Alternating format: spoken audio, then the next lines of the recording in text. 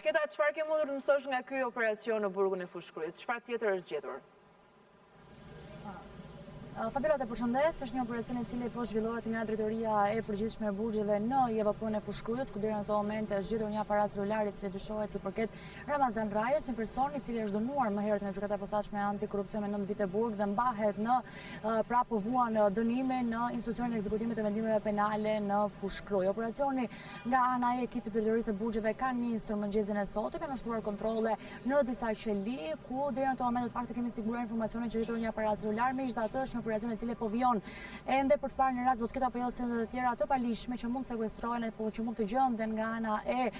policisë së Burgjeve, që më vonë mund të administrohen për të kuptuar se cilit prej personave që dënuar për të para burgosur i përkasin ata. Sa i përket aparatit celular, Fabiola, që u gjet mëngjesin e sotëm dhe që siç thash dyshohet si përket Ramazan Rajës, ky aparat celular është përcjell prokurisë së posaçme antikorrupsion për t'u nështruar një ekspertizë në laboratorin digital që disponon struktura e posaçme antikorrupsion. Ramazan Raja, siç thash, është një person i cili është dënuar më herët nga shkalla e paragjykësorit nga gjykata e posaçme me 9 vite burg, një dënim i cili ka zbritur në 6 vite për shkak të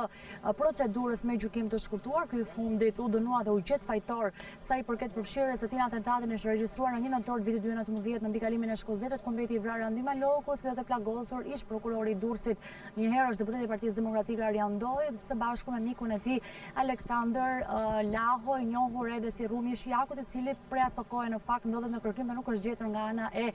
policisë së shtetit. Megjithatë, Fabiola, siç thash, është një operacion i cili po vijon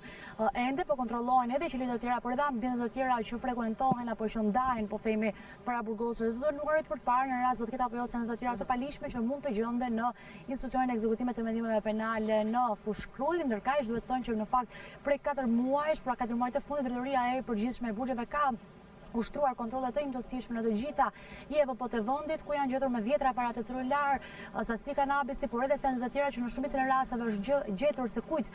i përkasin, por ka patur raste të tjera aparate për shembull që nuk janë identifikuar deri në këtë moment se cilet prej dënuarve apo të paraburgosurve që mbahen në këto institucione i përkasin, po themi për rastet që janë gjetur gjatë kontrolleve që janë ushtruar nga ana e efektivëve të policisë Burgjeve.